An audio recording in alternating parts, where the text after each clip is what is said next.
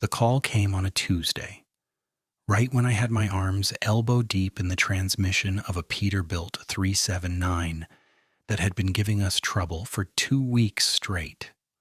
My phone buzzed against the concrete floor where I'd tossed it with my jacket, and I almost let it go to voicemail.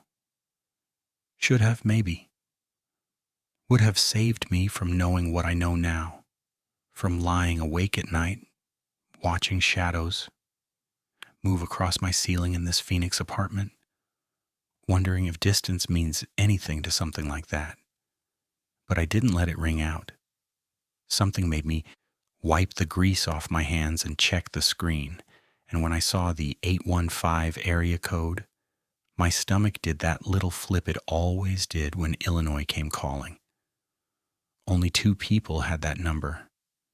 My grandmother and the attorney who handled my grandfather's estate when he passed 6 years back. The attorney didn't call anymore, so that left Grandma Mira. "Victor." Her voice was thin, reedy in a way I hadn't heard before. She was 87 years old and still sharper than most folks half her age. But right then she sounded every year of it, and then some. "I need you to come home." Home. Funny how she still called it that, even though I'd left that farm when I was 19 and never looked back, except in memories. Home was the rolling hills outside Galena, the creek that cut through the back 40 acres, the cornfields that stretched to the horizon like an ocean of green and gold, depending on the season. Home was also the place my father died when I was 12. Tractor accident, they said, though I remember the casket was closed, and my mother wouldn't stop shaking for months after. "What happened?" I asked, already knowing it was bad. Grandma Mira didn't ask for help. She was the kind of woman who set her own broken finger with a popsicle stick and medical tape, who birthed calves in snowstorms, and once shot a rabid dog from 50 yards with an old rifle that should have been in a museum. "Fell," she said, and I heard the shame in it, the frustration. "Hip's broken. Doctor says I need surgery, then someone to help while I recover. Could be 6 weeks, 8 weeks, I don't..." She stopped, and I heard her breathing, measured and deliberate, like she was fighting something back. "I don't want to go to one of those places, Victor. Not yet. Not while I can still see the fields from my kitchen window." I looked around the shop, at the Peterbilt with its guts spread across the floor, at Martinez cursing at a hydraulic line in the corner, at the gray Oregon sky pressing down through the dirty skylights. Hendricks Logging had been good to me for almost 20 years, but it wasn't like I had roots here. Divorced 3 years now. No kids. Living in a trailer that still smelled like cigarettes from the previous tenant, no matter how much I cleaned. My social life consisted of Sunday phone calls with my grandmother and occasional beers with Ray, who worked the scaling station and liked to talk about his ex-wife more than was healthy. "I'll be there by Friday," I said. She was quiet for a moment, and when she spoke again, her voice had that old steel in it. "Bring warm clothes. Spring's late this year, and Victor..." Another pause. "The dogs have been acting strange. I'm sure it's nothing, but keep an eye on them, would you?" I didn't think much of it at the time. Dogs act strange for 1,000 reasons. Maybe they'd seen a fox, or there was a storm coming they could sense. Grandma Mira had 2 German shepherds, Rex and Kaiser. Both of them descended from a line my grandfather had bred for 40 years. Smart dogs, brave dogs, the kind that would face down a bear if they had to. Whatever was bothering them, I figured I'd sort it out. I told Martinez I needed family leave, cleared it with the foreman, and spent Wednesday packing up my trailer. Didn't take long. 43 years old, and everything I owned fit in the bed of my truck with room to spare. Some clothes, some tools, a box of photographs I never looked at but couldn't throw away. Ray stopped by that night with a six-pack, and we sat on my porch watching the rain drip off the pine trees that pressed close around the trailer park. Illinois, huh? Ray cracked his second beer and shook his head. Flat as a pancake out there, isn't it? How do people stand it? It's not so bad. I wasn't sure why I was defending a place I'd run from half my life ago. Different kind of pretty. The sky's bigger when there's nothing blocking it. You coming back? I shrugged. The truth was, I didn't know. The job would still be here. They were always short on mechanics who could handle the big rigs. But whether I wanted it was another question. Maybe it was time for a change. 43 felt like an age where you either settled into what you were or you made one last run at something different. I just didn't know which one I wanted yet. I left before dawn on Thursday. The sky still dark and the roads wet with overnight rain. The drive took 18 hours across 5 states, and I watched the landscape change from the green-black density of Oregon's forests to the browns and tans of the high desert, then the rolling grasslands of Wyoming, the agricultural monotony of Nebraska, and finally the Mississippi River marking the border into Illinois, like a promise I wasn't sure I wanted kept. I crossed into Joe Davies County just as the sun was setting, painting the sky in oranges and purples that reflected off the ponds and creeks, dotting the landscape. The farms out here were old, some of them dating back to the 1840s, when lead miners had settled the area before discovering the soil was worth more than whatever was underneath it. Stone fences lined the roads, half collapsed with age, and the houses were set back from the highway, like they wanted to keep their distance from the modern world. Grandma Mira's place sat at the end of a gravel road that wound through a stand of old oaks before opening up to reveal the farmhouse, the barn, and the fields beyond. The house was a 2-story Victorian that my great-grandfather had built, white clapboard with green shutters and a wraparound porch that creaked in all the places I remembered. The barn was newer, metal-sided, built in the 70s to replace the wooden one that had burned down before I was born. I pulled up just as the last light was fading from the sky, and that's when I noticed the first wrong thing. Rex and Kaiser were on the porch. That wasn't unusual. They always greeted visitors there, standing guard until they determined whether you were friend or foe. What was unusual was how they were standing. Pressed against the front door, hackles raised, whining low in their throats. They barely looked at me as I got out of the truck. Their attention was fixed on the tree line to the east, where the oaks gave way to the cornfield that wouldn't be planted for another month.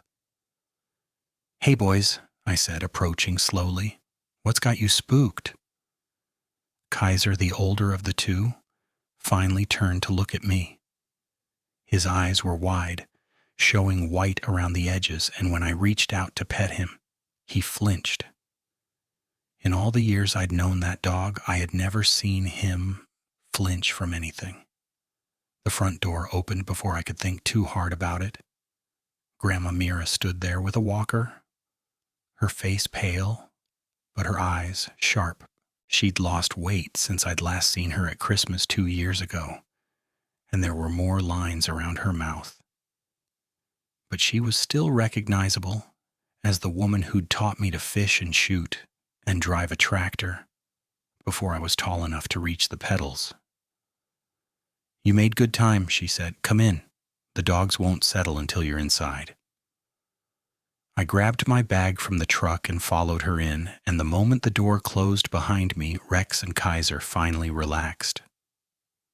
They slunk to their beds by the wood stove and lay down, but their ears stayed pricked, rotating like satellite dishes toward every creak and groan of the old house. "What's wrong with them?" I asked, setting my bag by the stairs.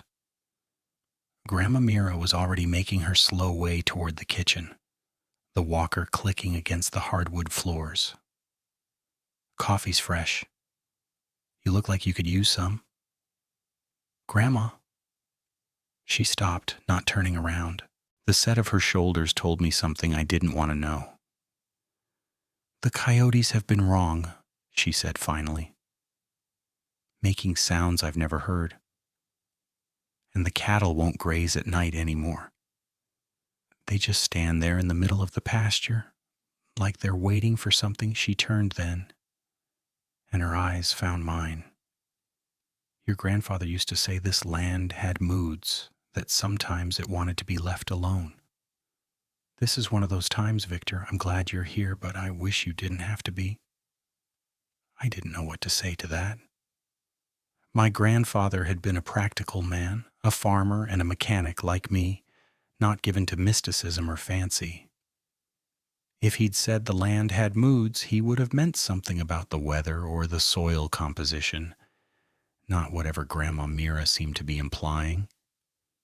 "It's probably just the pain medication," I said, and immediately wished I hadn't. Her eyes went flat and cold.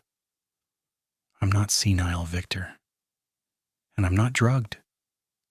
I know what I've been hearing, and so do those dogs. Now come have your coffee and tell me about Oregon. We'll deal with the rest tomorrow." We sat at the kitchen table until nearly midnight talking about everything and nothing. She told me about the neighbors. Old man Horvath had lost his wife in January. The Petersons had sold their back 40 to a developer from Chicago. The church was looking for a new pastor after Reverend Hollings retired. I told her about the logging trucks and the Oregon rain and how I'd almost adopted a dog from the shelter before deciding my trailer was too small. We didn't talk about my divorce or my father or whatever was making the dogs press their noses against the crack under the front door, sniffing and whining and refusing to sleep. When I finally went to bed in my old room, unchanged since I was 19 except for a new quilt on the bed, I lay awake for a long time, listening. The farmhouse made all the sounds old houses make. Settling timbers, wind against the windows, the click and hum of the heating system kicking on. But underneath those familiar noises, there was something else. An absence, maybe. A silence where sound should have been. I got up and went to the window. The moon was 3/4 full, bright enough to cast shadows across the yard and the fields beyond. I could see the cattle in the pasture. And Grandma Mira was right. They weren't grazing. They were standing in a tight cluster at the center of the field, all facing the same direction, facing the tree line, facing the darkness where the oaks grew thick and the underbrush swallowed the moonlight. I watched for a long time, waiting for them to move. They didn't. Finally, I convinced myself I was being ridiculous. City living had made me soft, paranoid. The cattle were probably just reacting to some predator scent on the wind. A coyote or a fox or maybe a feral dog. In the morning, I'd walk the fence line and look for tracks. I'd find something ordinary, something that made sense. And we'd all have a good laugh about the city boy jumping at shadows. I went back to bed and eventually fell asleep. But my dreams were strange and formless. Impressions of darkness and weight, and something watching from a place I couldn't see. The next morning I woke to the smell of bacon and the sound of Grandma Mira moving around the kitchen despite her walker. I found her at the stove, stubbornly flipping eggs one-handed while Rex and Kaiser watched with the focus of dogs who know food is involved. "You should be resting," I said. "I should be dead, according to my last 3 doctors." She slid the eggs onto a plate and handed it to me. "Sit. Eat. Then you can start being useful." I sat. The kitchen was the same as I remembered. White cabinets gone slightly yellow with age. Linoleum floor in a pattern that had been out of style for 30 years. A window over the sink that looked out at the barn and the fields beyond. Through that window, I could see the cattle finally grazing, moving in their slow, methodical way across the pasture. Whatever had spooked them last night seemed to have passed. "Better this morning," I said, nodding toward the window. Grandma Mira didn't look up from her own plate. "They always are, during the day." I let that slide, focusing on my food. After breakfast, I helped her with the morning chores. Nothing she couldn't have done herself before the hip, but impossible now with the walker and the pain. We fed the chickens, checked the water for the cattle, and I cleaned out the gutters on the barn that had gotten clogged with leaves. Normal farm work, the kind I'd grown up doing. And by noon, I'd almost convinced myself that the strangeness of last night had been exhaustion and imagination. Then I walked the fence line. The back 40 bordered the creek, a ribbon of water that wound down from the hills before eventually joining the Galena River miles to the south. The creek bed was muddy from the spring thaw, soft enough to hold tracks clearly. Deer had been through. I saw their neat, split hoof prints everywhere. Raccoons, too, their hand-like prints clustered near the water's edge. And something else? I crouched down, staring at the track. It was canine, that much was clear. 4 toes, claw marks at the front. But the size was wrong. I laid my hand next to it for comparison, and my fingers barely covered half the print. A dog this size would have to be 200 pounds, maybe more. The deepest part of the impression, where the pad had pressed into the mud, was nearly an inch deep. "Distorted," I said out loud, needing to hear a rational explanation in my own voice. "The mud's soft. It spread as the weight pressed down, that's all." But I'd been tracking animals since I could walk, and I knew what distortion looked like. This wasn't it. The edges of the print were clean, sharp. Whatever had made this track was exactly as big as the evidence suggested. I followed the prints along the creek bed, noting how they sometimes walked in a neat line, 4-footed, and other times seemed to bunch up in pairs, like something had been moving on 2 legs instead of 4. That made no sense. No animal I knew of switched between quadruped and biped locomotion, except apes, maybe. And there were no apes in Illinois. The tracks led into the tree line and disappeared on the harder ground. I stood at the edge of the oaks, peering into the shadows, and felt the hairs rise on the back of my neck. The forest here was thick, choked with underbrush and deadfall from last year's storms. Anything could be in there, watching, waiting. A crow called from somewhere deep in the trees, and I jumped hard enough to nearly lose my balance. Then I laughed at myself, shaking my head. This was ridiculous. I was a grown man, 43 years old, scared of a bird. I went back to the house and didn't mention the tracks to Grandma Mira. She had enough to worry about with her hip and the upcoming surgery. Instead, I called Ray. "Bigfoot," he said after I described what I'd found. "You've got Bigfoot in Illinois. Better call the tabloids." "I'm serious, Ray. These tracks were huge. And I'm serious too. You're in farm country, Victor. Probably some big mastiff or something from one of the neighbors. Those things can get up to 200 pounds easy. What neighbor? I looked out the window at the fields stretching to every horizon. The nearest house was 2 miles away. And why would their dog be skulking around a creek bed at night? Dogs wander, you know that. Look, you've been driving for 2 days and you're in a spooky old farmhouse with your grandma who's clearly been watching too many horror movies. Give it a week. You'll find out it's nothing. I wanted to believe him. I wanted to believe him so badly that I almost convinced myself right then and there. Ray was right. I was tired, stressed, and unfamiliar with the local wildlife after so many years in Oregon. There was a rational explanation. There was always a rational explanation. I spent the rest of the day helping Grandma Mira prepare for her surgery, which was scheduled for Monday at the hospital in Dubuque. We went through her medications, made a list of groceries, called her insurance company about the coverage details, normal tasks, grounding tasks. By dinner time, I'd almost forgotten about the tracks. Then the sun went down and the dogs started again.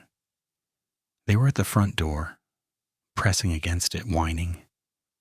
I went to let them out, assuming they needed to relieve themselves. And the moment I cracked the door, they both backed up, tails between their legs. Kaiser actually growled. Not at me, but at the darkness beyond the porch. Fine, I said, hold it then. But as I started to close the door, I noticed something. Silence. Complete. Absolute silence. No crickets, no frogs, no nightbirds. In spring in Illinois, the nights should have been a symphony of sound. Peepers in every pond, crickets in every field, owls in every tree. Instead, there was nothing. Just the wind and the creak of the house and the rapid panting of 2 terrified dogs. I stepped out onto the porch, ignoring the way Rex and Kaiser pressed against my legs, trying to force me back inside. The moon wasn't up yet, but there was enough starlight to see the yard, the barn, the edge of the tree line. Everything looked normal. Everything looked peaceful. I reached for the cigarettes in my pocket, a habit I'd quit 3 times and never quite shaken, and lit one. The flame of my lighter briefly illuminating my face before I clicked it shut. The smoke tasted harsh and chemical, but it gave me something to focus on besides the silence. That's when I saw the eyes. They were at the tree line, maybe 50 yards away. 2 points of greenish gold light, reflecting my porch light back at me. Just eyes, nothing else visible, floating in the darkness between the oaks. I froze. The cigarette burned forgotten between my fingers. Eyes, I told myself. Deer eyes. An animal reflecting light. Nothing unusual about that. Deer were everywhere out here. They came out at night to graze at the edges of fields. This was normal, this was ordinary, but the height was wrong. I grew up on this farm. I knew every tree in that line, knew their heights and shapes and the way they framed the sky. Whatever was looking at me was standing, not on a slope, not on a rise, with its eyes at least 7 feet off the ground, maybe higher. Deer didn't get that tall, neither did dogs or coyotes or any damn thing that belonged in Illinois. The eyes blinked, slowly, deliberately. Then they rose higher, as if whatever owned them had stood up from a crouch. I dropped my cigarette. Behind me, both dogs let out a sound I'd never heard from a German shepherd, a high, keening whine that was almost a scream. I backed toward the door, unable to look away from those eyes. Those wrong height, impossible eyes that tracked my movement with an intelligence I could feel across the distance between us. The eyes blinked again. Then they were gone. I don't remember going inside. I don't remember locking the door, or the way I sat with my back against it for an hour, or the way Grandma Mira found me there when she got up for her midnight medication. I just remember those eyes and the height and the absolute certainty that whatever had been watching me had chosen to leave, that it could have done something else. I didn't sleep that night. I sat at my window and watched the tree line until dawn, and the eyes never came back. But when the sun rose and I walked out to where I'd seen them, I found something in the soft earth between the roots of an old oak. Footprints, canine, massive. And next to them, pressed deep into the soil, the unmistakable shape of a handprint. 5 fingers, long palm, except the fingers ended in points, not the rounded tips of human digits. I stared at that print for a long time. Then I went inside and poured myself 3 fingers of my grandfather's whiskey, even though it was barely 7 in the morning. Something was wrong here. Something I couldn't explain, couldn't rationalize, couldn't dismiss with tired eyes and city paranoia. And I had a very bad feeling that it was only beginning. The whiskey burned going down, but it didn't touch the cold knot that had formed in my chest.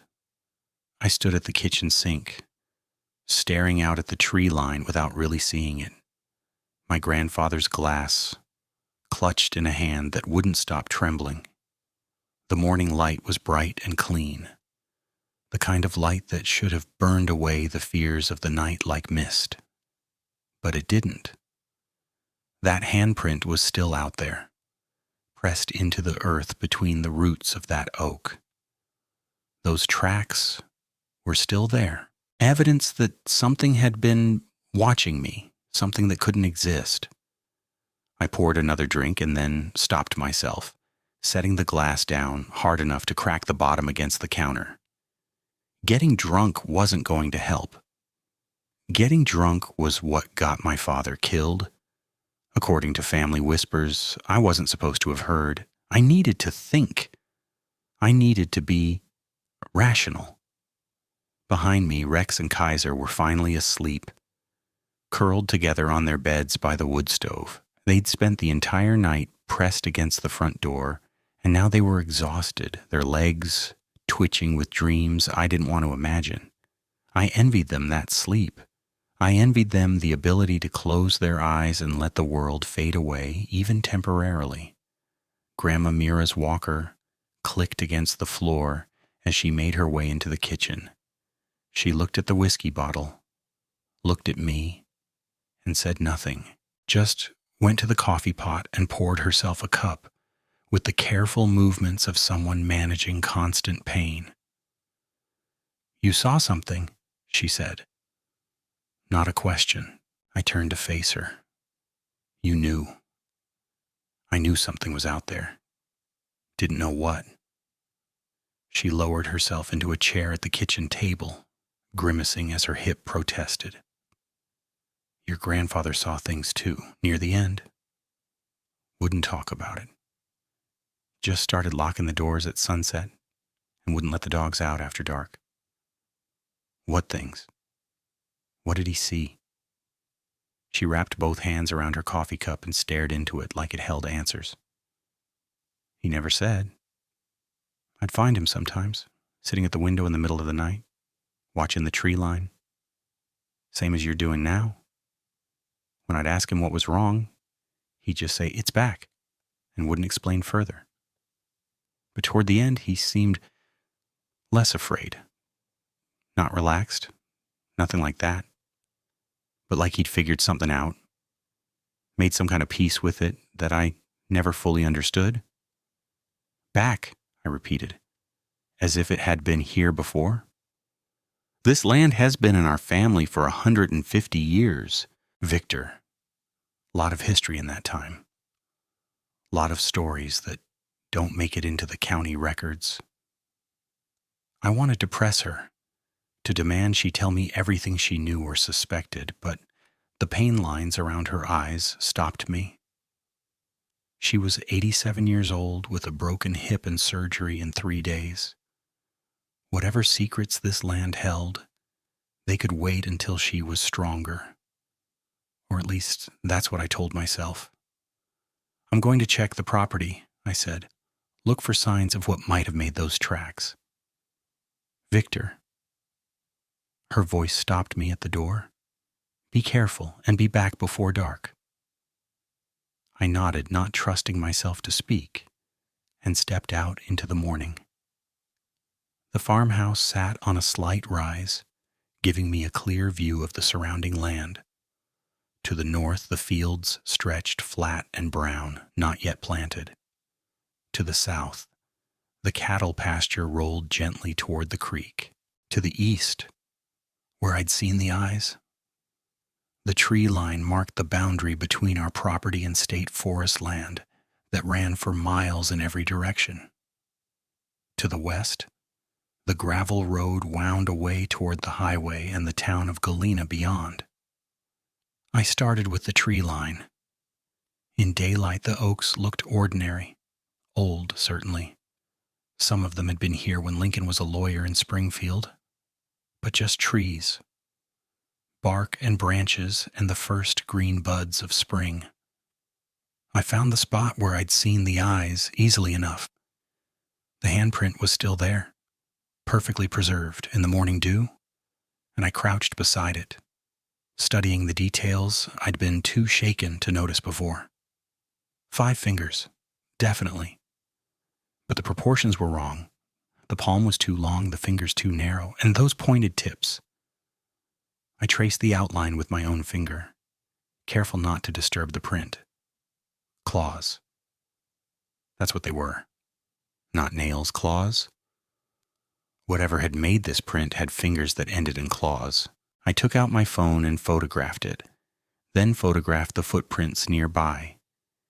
In the pictures, they just looked like mud. No scale, no reference point. Anyone I showed them to would think I was making it up or misinterpreting what I'd seen. But I knew what I was looking at. I knew what had been standing here, watching me smoke a cigarette on my grandmother's porch. I just didn't know what to call it. The logical part of my brain was still trying to come up with explanations. A bear, maybe. Black bears had been making a comeback in Illinois. I'd read about it somewhere. They could stand on their hind legs, and their paws had 5 toes with claws. That would explain the height, the prints, maybe even the eyes. But bears didn't have hand-shaped prints with distinct fingers. Bears didn't watch houses at night with intelligent eyes. And bears definitely didn't make German shepherds cower like puppies at the mere sight of them. I followed the tracks into the forest. The going was rough. Deadfall and underbrush and patches of mud that sucked at my boots with every step. The tracks continued for maybe 100 yards, sometimes clearly visible, sometimes disappearing on harder ground, then reappearing in the next soft patch. The pattern of movement was unsettling. Sometimes the creature had walked on all fours, the prints evenly spaced in a normal quadruped gait. Other times, it had stood upright, leaving only the hind prints in pairs.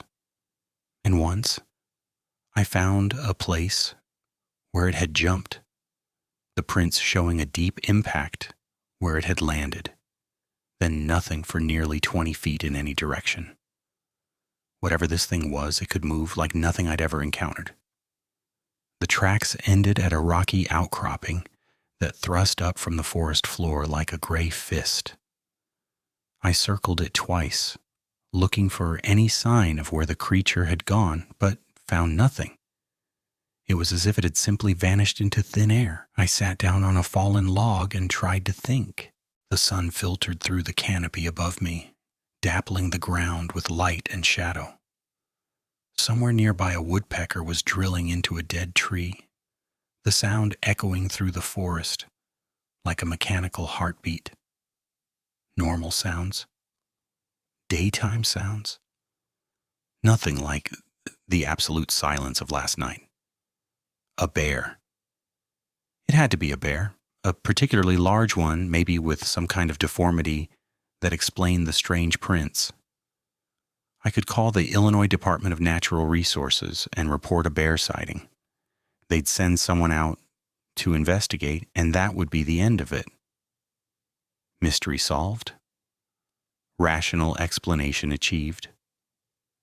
I pulled out my phone and started to dial, then stopped. Because I knew I was lying to myself. Because I knew in the part of my brain that still remembered what it meant to be prey, that no bear had been watching me last night. Bears didn't move like that. Bears didn't blink with that kind of deliberate intelligence. Bears didn't make two experienced German shepherds lose their minds with fear. I put the phone away and headed back to the house. The rest of the morning I spent on practical tasks, trying to keep my mind off what I'd seen. I fixed a broken hinge on the barn door, replaced a section of fence that had rotted through, and helped Grandma Mira organize her medications for the week. She didn't ask me what I'd found in the forest, and I didn't volunteer it. We moved around each other with the careful politeness of people avoiding a difficult conversation. After lunch, I drove into town. Galena was a tourist trap now, all antique shops and bed and breakfasts catering to day trippers from Chicago. But if you knew where to look, you could still find the old town underneath. The hardware store that had been in the same family for 4 generations. The diner where the farmers gathered before dawn for coffee and complaints about the weather. I found a parking spot on Main Street and walked to Peterson's Hardware, hoping old man Peterson was still alive and still as much of a gossip as I remembered. He was. 92 years old, bent nearly double over the counter, but his eyes were sharp and his memory sharper. "Victor Starfall," he said when I walked in. "Heard you were back. Mira's hip, isn't it?" "That's right." I leaned against the counter, not sure how to bring up what I really wanted to talk about. "She's doing okay. Surgery's Monday." Good, good. She's a tough one, your grandmother. Always has been." He peered at me with those sharp eyes. "You look like hell, though. Something keeping you up at night?" I hesitated, then decided to take the plunge. "You know anything about strange animals out by our place? Something big, something that doesn't quite fit?" Peterson's face went still. Just for a moment, just a flicker, but I saw it. "Strange how?" "Big. Real big. Leaving tracks I can't identify." He was quiet for a long moment, rearranging items on the counter that didn't need rearranging. "There's been talk," he said finally. "Horvath lost some sheep a few weeks back. Something tore them up pretty bad. He said it was coyotes, but..." He shook his head. "I've seen what coyotes do. This wasn't coyotes." "What do you think it was?" "I don't think anything." He met my eyes, and there was something in his face I didn't like. Fear, maybe, or the memory of fear. And neither should you. Whatever's out there, Victor, it's not our business to understand it. It's our business to stay out of its way. That's what your grandfather always said. "You knew about this? My grandfather talked to you about it?" "Just once. After your father died." Peterson turned away, busying himself with a display of drill bits. He came into town looking like death warmed over, asking questions about the old stories. I told him what I knew, which wasn't much. This land was Potawatomi territory before the settlers came. They had names for things in these woods, things they avoided, things they didn't talk about. I felt a chill run down my spine, despite the warmth of the store. "What kinds of things?" "The kind that don't exist anymore." He turned back to me and his face was hard. Go home, Victor. Take care of your grandmother. Lock your doors after dark and don't go looking for trouble. That's my advice. And it's the same advice I gave your grandfather 25 years ago. He listened, mostly. You should too. I bought some nails I didn't need and drove home in a daze. The conversation had raised more questions than it answered, but one thing was clear. Whatever I'd seen last night wasn't news to the people who lived here. They knew about it or suspected, and their response was the same universal silence. Don't talk about it. Don't acknowledge it. Pretend it doesn't exist and hope it leaves you alone. That might have worked for them. But I'd seen those eyes. I'd seen that handprint. I couldn't pretend. The afternoon passed slowly. I called Ray again, needing to hear a skeptical voice, needing someone to tell me I was being ridiculous. Let me get this straight, Ray said, after I'd described the tracks, the handprint, and my conversation with Peterson. You think there's some kind of mystery creature living in the Illinois woods, and the locals are covering it up? I don't know what I think. Well, I do. I think you've been watching too many YouTube videos about cryptids and now you're seeing monsters everywhere. It's probably a bear, Victor, or a big dog, or some homeless guy with long fingernails living in the state forest. A homeless guy with eyes that glow green gold. Eye shine. Animals do it all the time. At 7 feet off the ground? Ray was quiet for a moment. Look, I'm not saying you didn't see something. I'm saying there's a rational explanation for whatever you saw. There always is. You're stressed. You're tired. You're in an unfamiliar environment. Your brain is playing tricks on you. My brain didn't make those tracks, Ray. No, but your brain interpreted them. You saw something ambiguous and your imagination filled in the blanks. He sighed. Listen, I've got to go. Martinez is having a meltdown about one of the hydraulic lines. Just try to get some sleep tonight, okay? Things always look different in the morning. I hung up and stared at my phone. Ray meant well. He was a good friend, and in any other circumstance, his logic would have been reassuring. But he hadn't been there. He hadn't seen those eyes. He hadn't felt the intelligence behind them, the weight of being observed by something that understood exactly what it was looking at. The sun was getting low. I helped Grandma Mira with dinner. Soup from a can, bread from the freezer. Nothing fancy, but it was warm and filling. We ate in silence while the light outside slowly faded from gold to orange to purple. Rex and Kaiser woke from their nap as the darkness approached, stretching and yawning before taking up their positions by the front door. You should sleep in the back bedroom tonight, Grandma Mira said, breaking the silence. It doesn't have a window facing the trees. I'm fine in my old room. She looked at me with eyes that had seen 87 years of life, and probably more than a few things she'd never spoken of. No, you're not. But you're stubborn, just like your grandfather. Just like your father. She rose from the table, leaning heavily on her walker. Lock the doors, all of them. And Victor? She paused at the doorway. Don't go outside tonight. No matter what you hear. No matter what you see. I locked the doors, all of them. The front door, the back door, the door from the kitchen to the mudroom, even the cellar door that led to the old root cellar. My great-grandfather had dug 150 years ago. I checked the windows, making sure they were latched. I moved through the house like a man preparing for a siege. And maybe I was. Then I sat at my bedroom window and waited. The moon rose around 10 o'clock. not quite full, but bright enough to cast shadows across the yard. The cattle were clustered again, standing motionless in the center of the pasture, facing the tree line.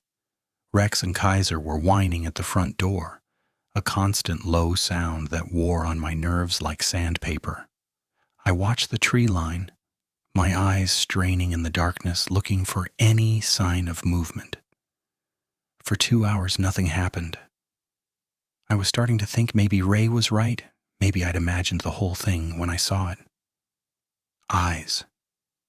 Those same greenish gold points of light, reflecting the moonlight from the edge of the trees. Higher than last night, I thought. Or maybe it was just my imagination.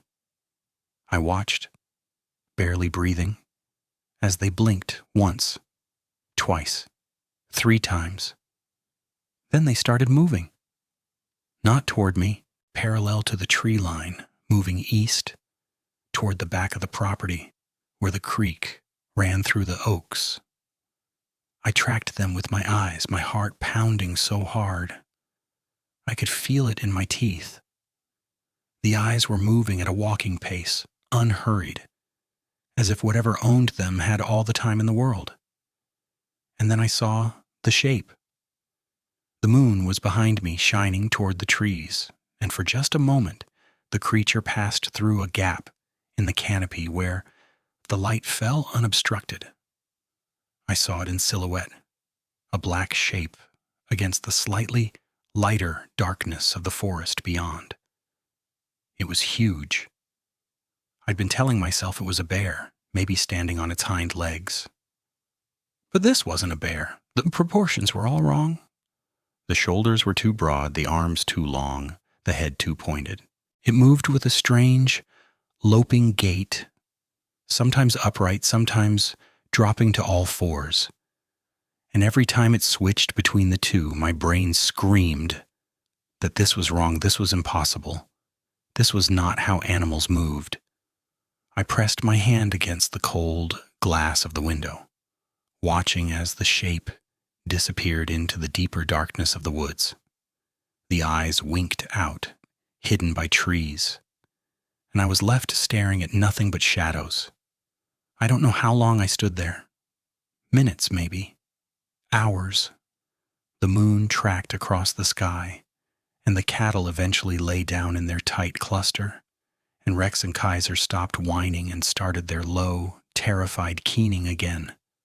I stood at the window, unable to look away from the place where I'd seen that silhouette, and I thought about all the things that weren't supposed to exist.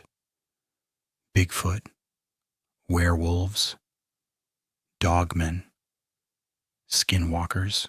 I'd heard the stories, seen the TV shows, read the Reddit threads where people claimed to have seen impossible things in the forests of America. I'd always dismissed them as hoaxes or misidentifications or simple lies. But now, watching the darkness where something massive had passed, I couldn't dismiss anything anymore. Because I'd seen it. Not clearly, not well enough to describe in detail, but I'd seen enough. Enough to know that it was real. Enough to know that it wasn't any animal in any field guide. Enough to know that I was in the presence of something I couldn't explain, couldn't understand, and probably couldn't survive if it decided I was a threat. The dawn came eventually, as dawns always do. I hadn't slept. My eyes were gritty with exhaustion, and my hands shook when I lifted my coffee cup at the kitchen table. Grandma Mira took one look at me and didn't ask any questions. "You need to eat," she said, sliding a plate of eggs in front of me. "And then you need to rest. I'll be fine on my own for a few hours. I can't sleep. Then lie down and close your eyes. Even if you don't sleep, your body needs the rest." She sat down across from me, her face grim. "It's going to be a long few days, Victor. You need your strength." I ate the eggs without tasting them. I drank the coffee without feeling the caffeine. And then I went to my room and lay down on the bed, fully clothed, staring at the ceiling while the morning light slowly filled the room. I didn't sleep, but I did think. I thought about what Peterson had said, about the Potawatomi and the things they had names for. I thought about my grandfather, sitting at this same window, watching the same tree line. I thought about my father, dead in a tractor accident that had required a closed casket, and I thought about the shape I'd seen in the moonlight, the two broad shoulders, the two long arms, the pointed head that might have been a snout if the light had been better. I thought about all the stories I'd dismissed over the years, the encounters, the sightings, the people who swore they'd seen something in the woods that couldn't exist. I thought about how quickly we laugh at things we don't understand, how easy it is to call someone crazy or drunk or lying when they tell you they've seen the impossible, how we protect ourselves with disbelief because the alternative is too terrifying to consider. And I thought about how none of that mattered now. Because I'd seen it, I knew it was real. And tonight, when the sun went down, it would be out there again, watching me from the darkness with those intelligent, greenish gold eyes. I spent most of the day in a state of numb exhaustion. I went through the motions of helping Grandma Mira, but my mind was elsewhere, running in circles, trying to find a way out of what I'd witnessed. The rational part of me kept insisting there had to be an explanation.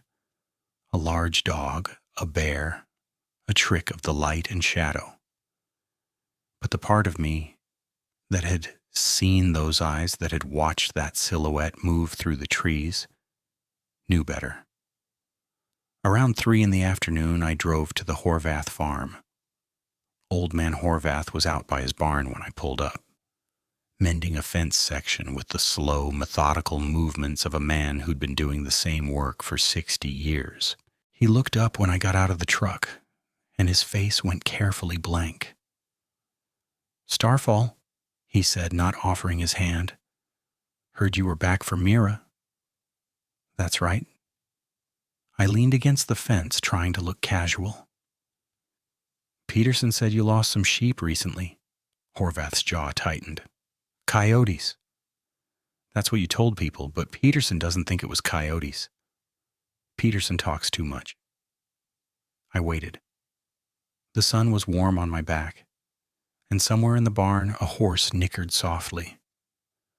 Horvath kept working on the fence, not looking at me, his hands moving with a precision that belied his age.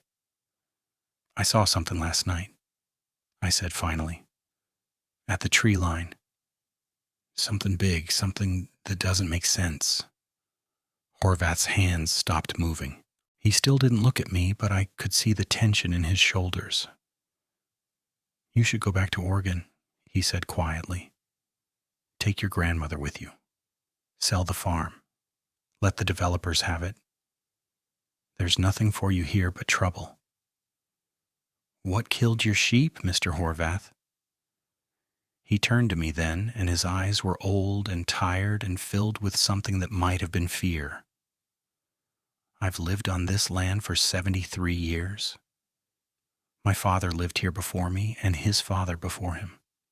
3 generations of Horvaths, and not one of us has ever talked about what lives in those woods. There's a reason for that, Starfall. Some things are better left alone." "That's not an answer." "No." He turned back to his fence. "It's not. Now get off my property. I've got work to do." I drove home in the slanting afternoon light, Horvath's words echoing in my head.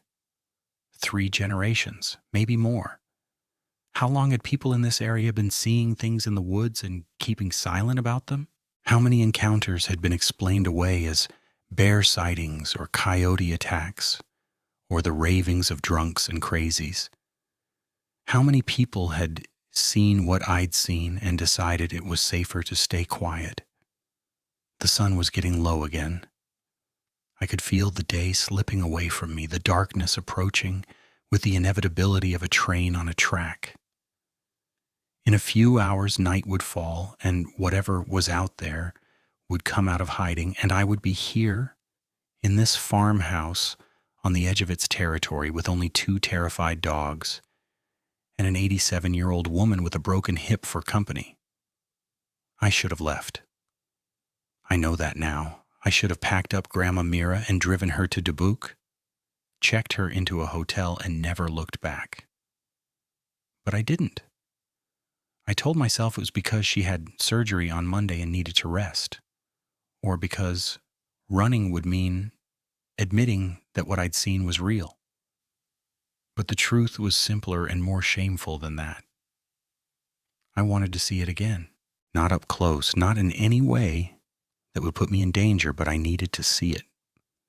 I needed to know what it was, what it looked like, whether my eyes and my memory could be trusted. The not knowing was worse than the fear. At least that's what I thought at the time. I helped Grandma Mira with dinner again. We ate in the same silence as the night before, broken only by the clatter of silverware and the occasional whine from Rex and Kaiser at the door. The light outside faded and the shadows lengthened, and I felt the familiar dread settling into my bones like cold water. "I'm going to sit on the porch for a while," I said, pushing back from the table. Grandma Mira looked at me like I'd announced I was going to take a swim in the creek. "Are you out of your mind? I need to see it. I need to know what we're dealing with. You don't need to know anything except how to stay inside after dark." She stood up, moving faster than I'd seen her move since I arrived, grabbing my arm with a grip that was surprisingly strong. "Victor, listen to me. Your grandfather tried to understand it. He spent years researching, investigating, trying to find an answer. It didn't help. It just made things worse. Whatever this thing is, it doesn't like being studied. It doesn't like being watched. Then what am I supposed to do? Just hide inside and hope it goes away?" "Yes." Her eyes were fierce. "That's exactly what you're supposed to do. It's what your grandfather did after a while. It's what I've done for 30 years. You don't engage with it, Victor. You don't acknowledge it. You lock your doors, and you close your curtains, and you wait for morning. And if it decides to come through the door?" She was quiet for a long moment. "Then we pray," she said finally, "because there's nothing else we can do." I didn't go out on the porch. I sat at my bedroom window instead, the curtains half open, watching the tree line as the last light faded from the sky. The moon was fuller tonight, nearly round, and it cast long shadows across the yard and the fields beyond. The cattle were clustered again, and Rex and Kaiser had settled into their low, constant whine. I waited. Around midnight, when my eyes were starting to ache from staring into the darkness, I saw movement. It came from the east, from the direction of the creek, moving through the pasture with that strange loping gait I'd glimpsed the night before. In the moonlight, I could see more detail than I'd expected. The broad shoulders, the powerful limbs, the long arms that nearly dragged on the ground when it walked on 2 legs. It was covered in fur, dark gray or black, matted and thick. And its head was wrong. Not human, not quite animal, something in between, something that belonged to neither category, a long snout, pointed ears, a jaw that seemed to stretch too far back into the skull. It was like looking at a wolf's head on a man's body, or a man's head twisted into the shape of a wolf's. Neither description fit exactly. Neither description captured the wrongness of what I was seeing. It stopped at the edge of the yard, maybe 50 feet from the house. It stood up straighter, and I saw its full height for the first time, 8 feet, maybe more. Its arms hung at its sides, and its hands, God, its hands. They weren't paws, they were hands, with fingers and opposable thumbs. But the fingers were too long, too thin, and they ended in claws that curved like meat hooks. It turned its head toward my window. I ducked back, pressing myself against the wall, my heart hammering so loud I was sure it could hear me. Through the gap in the curtains, I could see it standing there motionless, its eyes catching the moonlight and reflecting it back in that sickly greenish gold. It knew I was watching. It had to know. Nothing moved like that without awareness, without intelligence. For an eternity, nothing happened. The creature stood in the yard, and I hid in my bedroom, and the night stretched between us like a held breath. Then slowly, deliberately, it turned away and walked back toward the tree line. But before it disappeared into the darkness, it looked back over its shoulder, directly at my window, directly at me.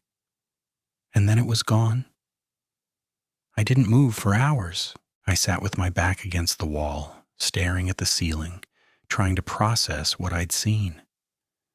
The details were sharp in my mind, too sharp, like they'd been burned there by a branding iron, the fur, the hands, the face that was neither human nor animal, but something terrible in between. It wasn't a bear, it wasn't a big dog, it wasn't anything I could find in a field guide or a wildlife database. It was something else, something that shouldn't exist, and it knew I was here. The sun rose eventually, flooding my room with light that should have been comforting, but wasn't. I hadn't slept again. My body was running on fumes now, held upright by adrenaline and terror. I needed rest. I needed to think clearly. But every time I closed my eyes, I saw that face turning toward me, those eyes reflecting the moonlight, that mouth that might have been smiling or might have been something worse. I went downstairs and found Grandma Mira already at the kitchen table, a cup of coffee in her hands, staring out the window at the fields beyond. "You saw it," she said, without looking at me. I sat down across from her. "Yes. And now you understand why we don't talk about it." I thought about that for a moment. About a Peterson and his careful silence. About Horvath and his refusal to say what had killed his sheep. About all the people in this area who'd been living alongside something impossible for generations, never acknowledging it, never admitting it existed. "I understand," I said, "but understanding doesn't make it go away." She turned to look at me then, and her eyes were wet. "No," she said quietly, "it doesn't. It never does." We sat there in silence as the morning light grew stronger, and outside the cattle finally began to move, grazing as if nothing had happened, as if the night and its horrors had been nothing but a bad dream. But we both knew better. We both knew that tonight, when the sun went down, it would be out there again, waiting, watching, remembering. And there was nothing either of us could do about it.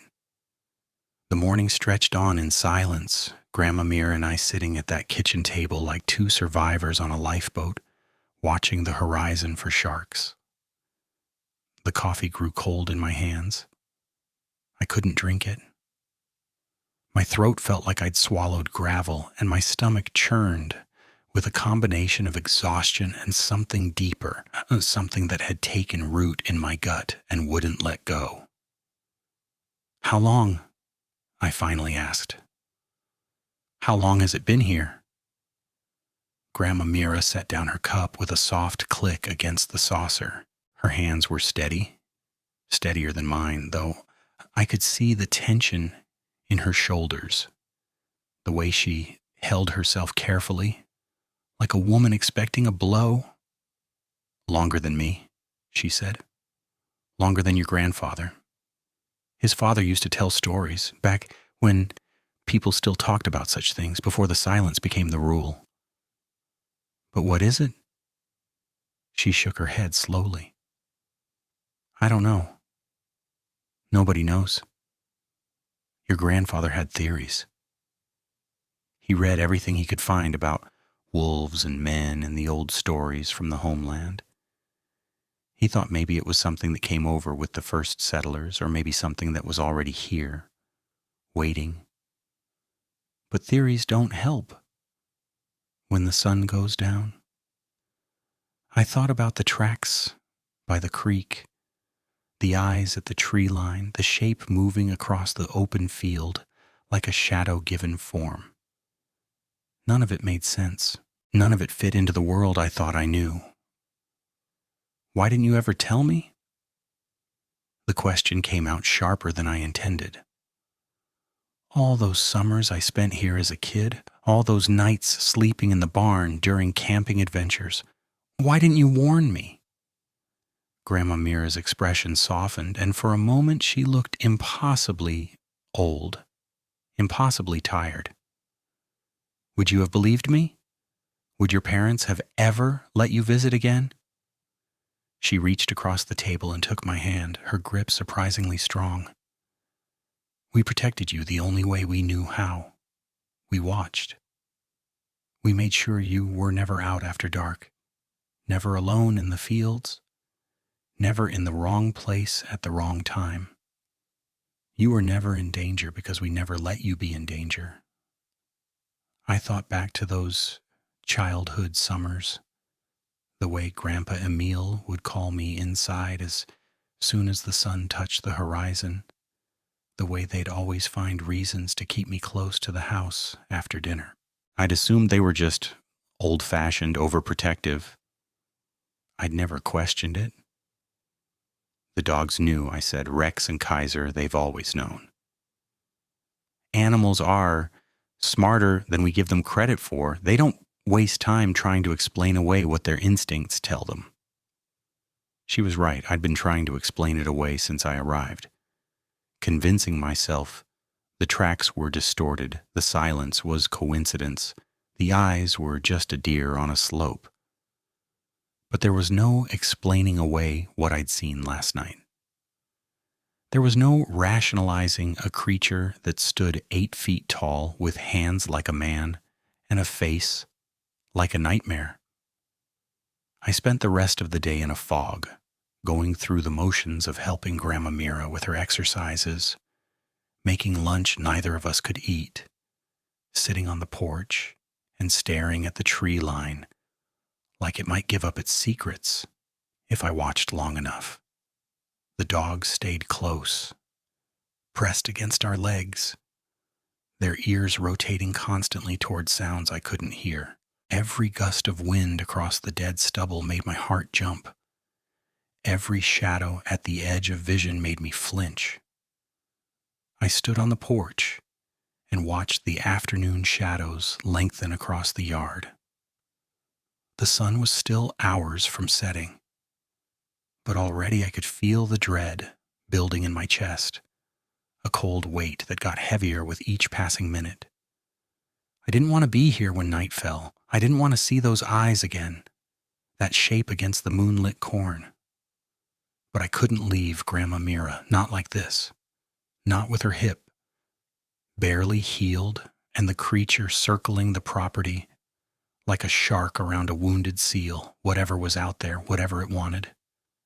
I had to stay. I had to stay. The afternoon crept by with agonizing slowness. I tried to nap around 4, desperate for even an hour of sleep to sharpen my dulled senses, but every time I closed my eyes, I saw that face, the elongated snout, the pointed ears, the mouth that seemed to be forming something like a smile. I gave up after 20 minutes of staring at the ceiling, my heart racing at every creak of the old house. Instead, I did what I always do when I'm scared. I worked. There was a tractor in the barn that hadn't run in years, and I spent the late afternoon tearing into the engine, cleaning carburetors, replacing spark plugs, losing myself in the familiar language of machines. It helped a little. Grease and metal made sense. Problems that could be diagnosed and fixed, causes and effects that followed rational rules. But even in the barn, I couldn't shake the feeling that I was being watched. I kept glancing at the open door, at the rectangle of daylight that seemed to shrink with each passing hour. The barn was large and shadowed, full of old equipment and hay bales and dark corners where anything could be hiding. I found myself positioning my body so I could always see the exit, always have a clear path to run if I needed to. When had I become this person? This jumpy, paranoid man who flinched at shadows and listened for footsteps that weren't there? 43 years I'd lived in this world, most of them doing hard work in rough places, dealing with loggers and truckers and the occasional drunk who wanted to start trouble. I'd never been scared of much. But this was different. This was fear at a level I'd never experienced before. A deep, primal terror that bypassed my rational mind and went straight to something ancient in my hindbrain. The part of me that still remembered when our ancestors huddled in caves, listening to things moving in the dark, knowing that the night belonged to predators we couldn't fight, couldn't reason with, couldn't understand. That's what this creature was, I realized. A predator. Something that had existed alongside humanity since the beginning, hunting us from the shadows, taking the unwary and the unlucky, while the rest of us pretended it wasn't real. We'd built our cities and our civilization and told ourselves we'd conquered nature. But out here in the cornfields of Illinois, nature had teeth and claws and eyes that reflected moonlight in colors that shouldn't exist. The sun touched the horizon around 7:30.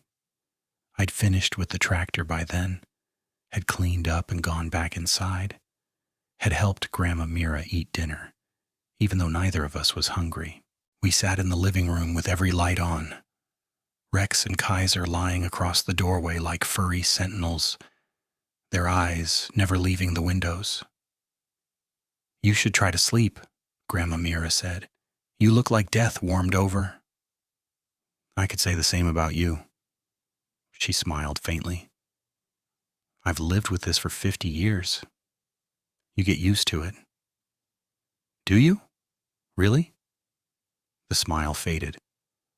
"No, not really, but you learn to function. You learn to put it in a box in your mind, take it out only when you have to. Otherwise, it would drive you mad." I thought about all those years she'd spent here, night after night, knowing what was out there.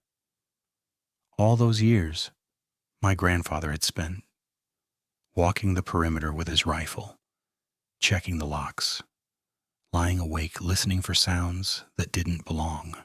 A lifetime of vigilance, a lifetime of fear carefully controlled and hidden from the grandchildren who visited in the summer. "Why did you stay?" I asked. "You could have moved, gone somewhere else." "This is our land," she said simply. 4 generations. Your grandfather's buried here, out by the old oak tree. My whole life is here." She paused, looking at the window with an expression I couldn't read. "And besides, running doesn't always help. Some things follow." I didn't ask what she meant by that. I wasn't sure I wanted to know. The night deepened around us, the darkness outside the windows becoming absolute. The lights in the living room created a bubble of false security, pushing back the shadows but not defeating them. Beyond the glass, the farm existed in a different world, a world of hunting and being hunted, of ancient things moving through the dark, of eyes that watched and waited and remembered, Around 10 o'clock, I went to check the barn. I told myself it was necessary. I'd left tools out, hadn't properly secured the tractor, needed to make sure the doors were locked. But really, I think I needed to know. Needed to confront the darkness, to prove to myself that I wasn't a coward. I took the big flashlight from the kitchen drawer and stepped out onto the porch. The dogs whined but didn't follow. They knew better. The night was cool and still, that same unnatural silence pressing against my ears like cotton. No crickets, no frogs, no wind rustling the corn. Just the sound of my own footsteps on the gravel and the hammering of my heart in my chest. The barn was maybe 100 yards from the house. In daylight, it was a quick walk, unremarkable. In the dark, with that silence and that knowledge of what was out there, it felt like crossing an ocean. I swept the flashlight beam across the yard, checking the shadows, looking for movement. Nothing, just the usual shapes. The fence posts, the old well, the pile of lumber that had been sitting there since my grandfather's time. The beam trembled slightly, betraying the fear I was trying to control. 50 yards. The barn loomed ahead, a black shape against the slightly lighter sky. The doors were closed just as I'd left them. No sign of disturbance, no indication that anything was wrong. But the smell hit me when I was 20 yards away. It was the smell from the woods. That rich, musky odor like wet fur and copper and something rotten underneath. It rolled over me in a wave, so strong I could taste it on the back of my tongue, and I stopped dead in my tracks. The barn doors were closed, but the smell was coming from inside. Every instinct screamed at me to run, to turn around and sprint back to the house and lock every door and pray that whatever was in there hadn't noticed me yet. But I couldn't move. My legs had locked. My muscles seized by that same paralysis I'd felt the first night when I'd seen the eyes at the tree line.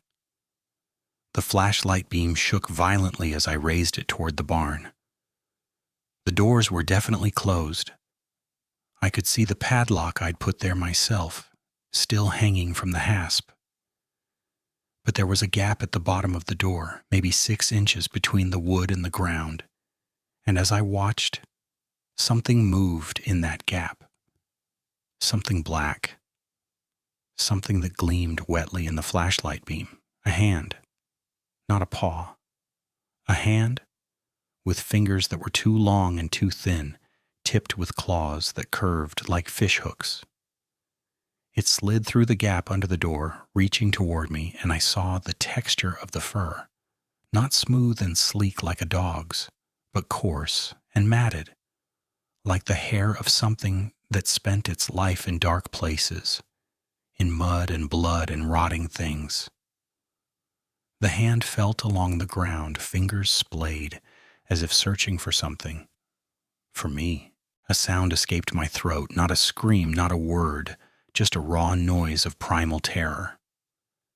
The hand stopped. The fingers curled, and then slowly it withdrew. I heard movement inside the barn, heavy footsteps, the creak of wood, something large shifting its weight. Then that smell grew stronger, and I realized the creature was pressing itself against the door, that only an inch of old wood separated me from something that could tear me apart without effort. Breathing. Heavy, rasping breathing. Loud enough that I could hear it clearly from like 20 yards away. And underneath the breathing, that same almost sound I'd heard before, that vocalization that wasn't quite a growl and wasn't quite a word. The flashlight died in my hand. I don't know if the batteries finally gave out or if something else happened.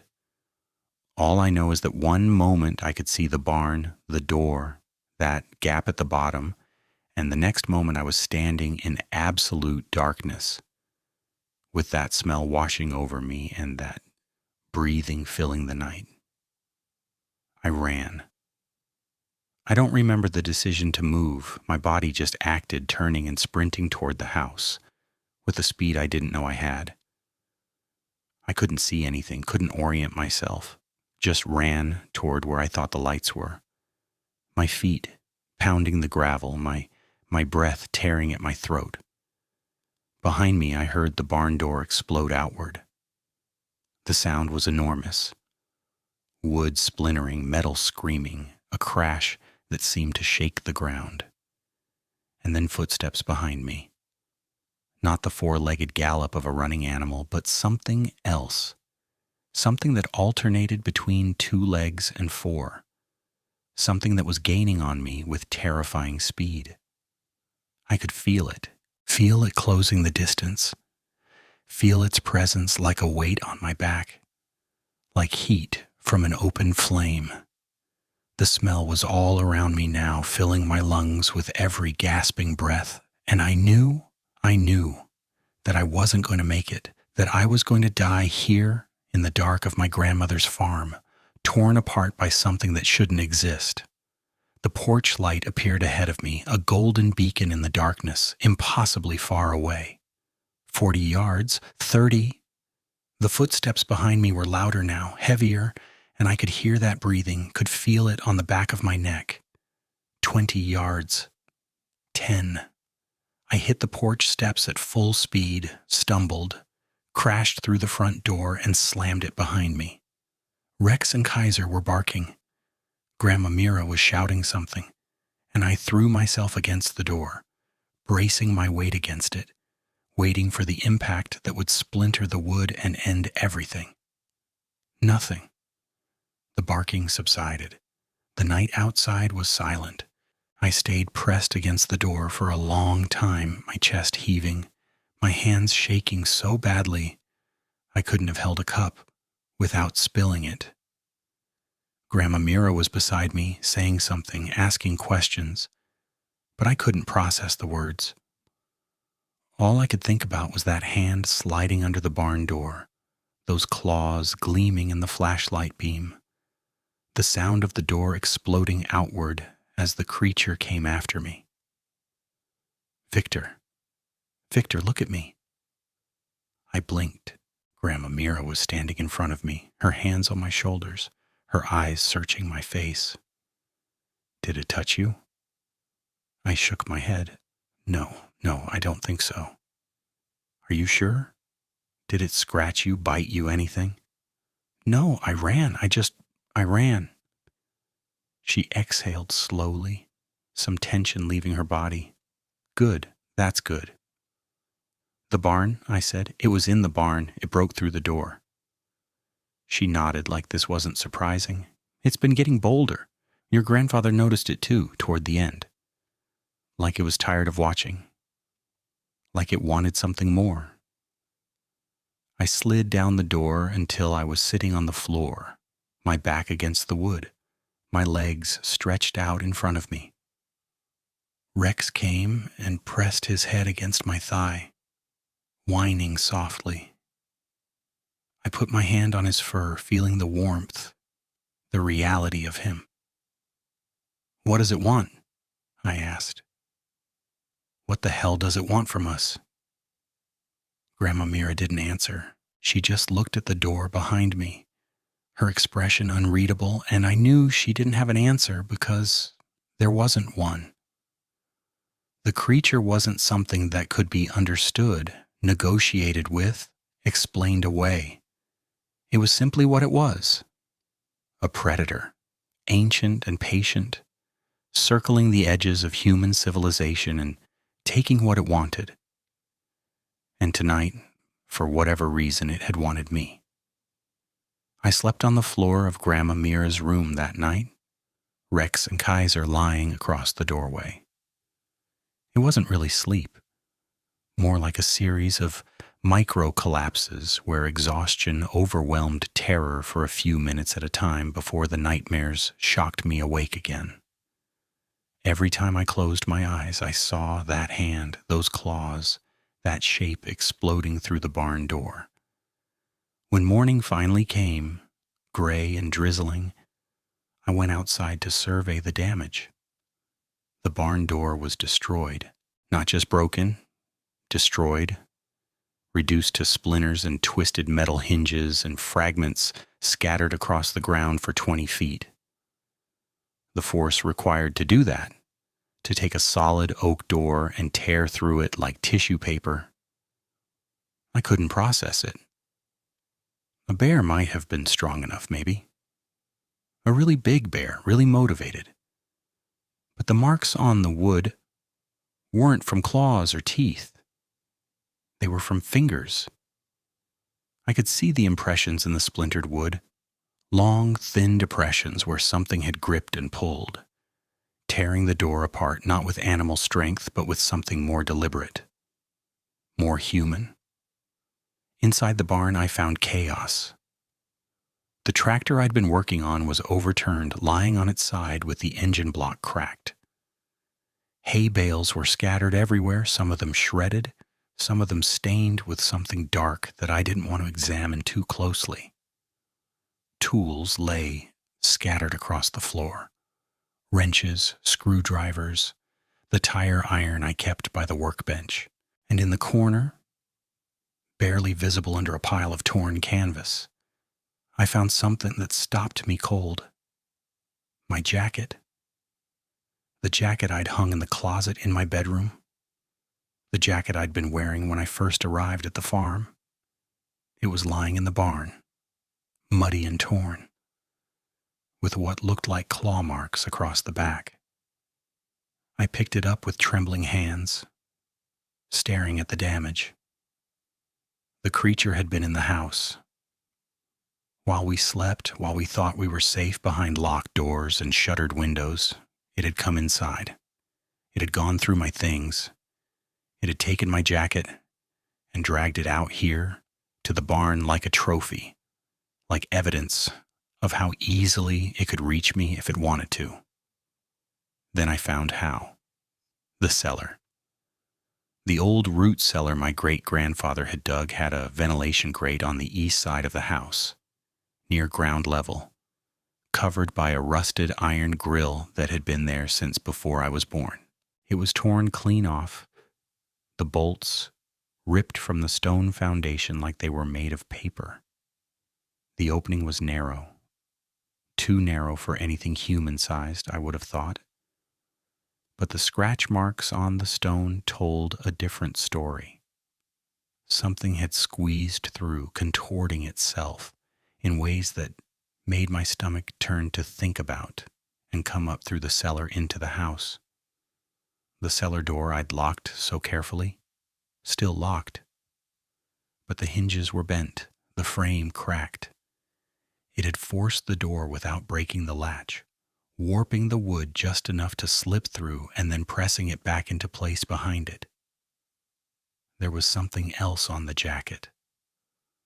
A smell, faint but unmistakable. That same musk and copper odor, but underneath it, something else. Something almost human.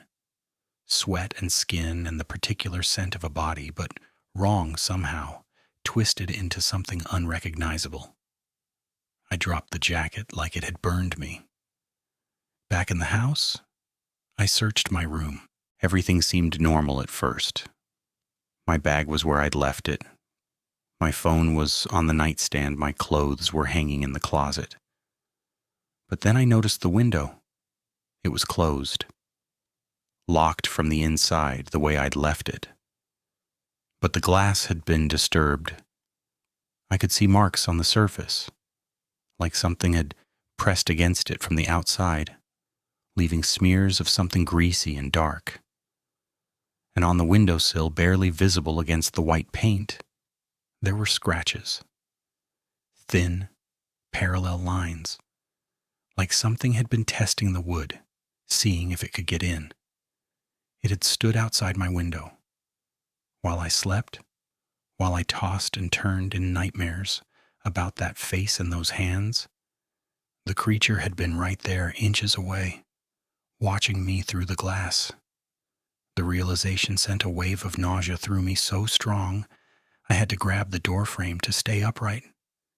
It wasn't just hunting me, it was stalking me, learning my habits, testing my defenses, establishing how easily it could reach me when it decided to make its move. I was prey. I spent the morning on the phone trying to get help. The sheriff's office in Galena didn't take me seriously. I didn't blame them. How could I explain what was happening without sounding insane? I told them there was a large predator in the area, that it had destroyed property, that I was concerned for my grandmother's safety. The deputy who answered asked me if I'd seen the animal, and when I described it, trying to be vague, trying to sound rational, he made a sound that was clearly trying not to be a laugh. "Sir, we don't have wolves in Joe Davies County. Haven't for over a century." I know what I saw. Probably a feral dog, big one, or maybe a coyote that looked bigger in the dark. You'd be surprised how it stood 8 feet tall. Silence on the line. Then carefully. 8 feet. At least. "Sir, I'm going to have to ask if you've been drinking or if you're currently under the influence of any—" I hung up. I tried the Illinois Department of Natural Resources next. The woman who answered was polite but skeptical. She took my report, said they'd send someone out to investigate if they could find the time, and asked me not to approach any wildlife I encountered. "We've had some unusual reports in that area lately," she admitted. "Livestock deaths, strange tracks, but we've never been able to confirm anything." "What kind of reports?" She hesitated. "I really shouldn't say. We haven't established any. Please. I need to know what I'm dealing with." A long pause, then quietly, "A farmer about 10 miles north of you reported something killing his cattle last month. Said it looked like they'd been pulled apart, not eaten, just destroyed. And a family up near Warren saw something in their field late one night. Big, they said. On 2 legs. Did anyone believe them?" "People see all kinds of things at night, sir. Shadows, reflections, their own fear. Most of the time there's a rational explanation. And when there isn't—" She didn't answer. I called Ray one more time, but I couldn't make myself tell him the truth. What would be the point? He'd think I'd lost my mind. Everyone would think I'd lost my mind. Maybe I had. I spent 2 hours patching the barn door with plywood and whatever lumber I could salvage from the workshop. It wasn't pretty. Scrap boards nailed over the gap, a heavy chain looped through where the latch used to be. But it was something. I didn't realize until later that I was working on instinct, doing what my hands knew how to do because my mind couldn't process anything else. Fix what's broken. That's what mechanics do. That afternoon, I sat on the porch with my grandfather's hunting rifle across my knees. It was an old Winchester, probably not accurate past 50 yards, probably not powerful enough to stop whatever was out there. But it was something, a talisman, a piece of the normal world where weapons made sense and threats could be fought. Rex and Kaiser lay at my feet, their ears pricked, their eyes on the tree line. They hadn't relaxed since the first night. I wondered how they survived, living with this terror constantly, unable to understand what it was, only knowing that something terrible waited in the dark. Maybe that was better. Maybe understanding made it worse. I watched the shadows lengthen across the yard, watched the sun trace its arc toward the horizon, and I felt the familiar dread building in my chest. Another night coming. Another endless stretch of darkness where the creature ruled, and I was nothing but a frightened animal, huddling behind walls that meant nothing, clinging to weapons that were useless. I thought about my grandmother's words. Some things follow. Maybe she was right. Maybe it didn't matter if I ran, if I packed up the truck and drove back to Oregon or Phoenix or anywhere else. Maybe it would find me. Maybe it was already tracking me, had marked me somehow with that smell on my jacket, had claimed me as prey, and wouldn't stop until it had me. The sun touched the horizon. I went inside and locked the door. Grandma Mira was in the kitchen, heating up soup she knew neither of us would eat. She moved slowly, carefully, her broken hips still tender. And I thought about how vulnerable she was, how vulnerable we both were. Maybe we should leave, I said. Tonight, just get in the truck and go. She shook her head without turning around. It's too late for that. What do you mean? It's chosen you, Victor. I've seen it before. Seen the way it circles, the way it learns, the way it waits. Once it chooses, it doesn't stop. She turned to face me, and her eyes were filled with something worse than fear. Resignation. Your grandfather thought he could fight it. Spent years trying. Traps, weapons, poison. Nothing worked. It's not something that can be fought. Then what? We just wait for it to kill us? No. She came to me, took my hands in her weathered grip. We survive. Night by night, hour by hour. We stay together, we stay inside, we don't give it opportunities. It's patient, but it's not infallible. Sometimes it loses interest. Sometimes it finds other prey. I thought about Horvath's sheep, about the cattle killed 10 miles north, about all the deaths that probably never made it into any report because there was nothing left to report. Nothing but blood and destruction and questions no one wanted to answer. That's not good enough, I said. I can't live like this. I can't. A sound from outside cut me off. Not the silence this time, but something worse. A long, low howl that rose from the tree line and filled the night. A sound that was somehow both animal and human, a sound that spoke of hunger and patience and terrible ancient intelligence. The dogs pressed themselves against the wall, whimpering, and in the distance, crossing the open field with that wrong, loping gait, I saw it approaching. Tonight would be different. I could feel it. Tonight it was done waiting. I grabbed Grandma Mira's arm and pulled her away from the window, my heart hammering so hard I could feel it in my throat. The creature was crossing the open ground with purpose now. Not the lazy circling of previous nights. Not the patient observation of a predator sizing up its prey. This was direct, intentional. It had decided something. And whatever that decision was, it terrified me more than anything else that had happened. The barn, Grandma said, her voice surprisingly steady. Your grandfather reinforced it. Steel plates behind the wood. It's the safest place on the property. We can't go outside, not with that thing. We can't stay here either. She gripped my arm with surprising strength.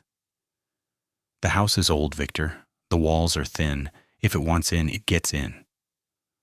I looked at the Winchester in my hands, felt its familiar weight, and knew with absolute certainty that it would do nothing against what was coming. But I also knew that staying in the farmhouse, waiting for those walls to splinter inward, wasn't an option. The barn was maybe 60 yards away. 60 yards of open ground, darkness, and that thing somewhere between us and safety. The truck, I said. We get to the truck. We drive. You won't make it to the road. Trust me. There was something in her voice, not fear, but knowledge, the kind of knowledge that comes from years of living with something terrible, of learning its patterns and behaviors, of surviving through understanding, rather than strength. Okay, I said. The barn. Stay behind me. I unlocked the back door with hands that shook so badly I nearly dropped the keys. Then I crouched down. Get on, I told her. She didn't argue, didn't hesitate, just wrapped her arms around my neck and let me hoist her onto my back, her walker abandoned against the kitchen wall. She weighed almost nothing, 87 years and a broken hip, and she felt like a child clinging to me, her fingers digging into my shoulders. The night air hit me like a physical force, cold, wet with coming rain, and thick with that copper rot smell that had become the creature's calling card. The dogs pressed against our legs, Rex and Kaiser both trembling, but they didn't bolt. They stayed close. Pack animals seeking comfort in numbers even when those numbers meant nothing. Now, Grandma whispered against my ear. We moved across the yard in a stumbling run, my grandmother's weight on my back throwing off my balance with every step, the rifle in one hand, making it impossible to hold her properly.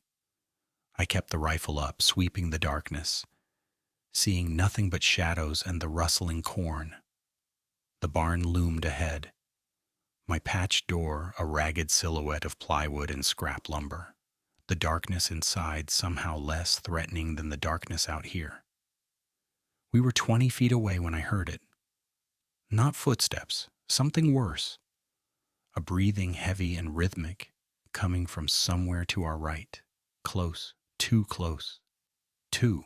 I spun, raising the rifle, and my flashlight caught something that stopped my heart.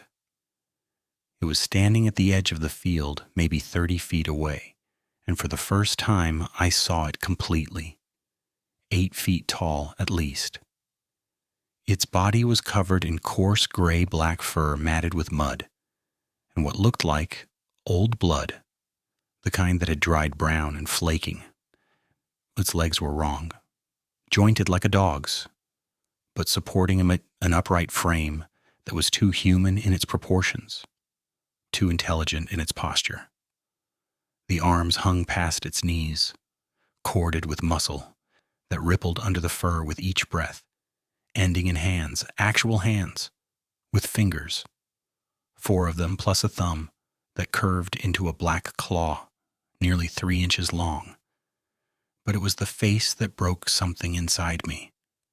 Not fully wolf, not fully human, but something in between that shouldn't exist, couldn't exist, yet stood there breathing in the cold night air.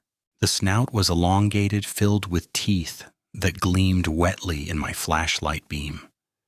Canines the size of my fingers, incisors like razors, a jaw that could crush bone without effort. The ears were pointed, swept back against a skull that was too large, too bulging in the wrong places, as if the brain inside was something other than animal.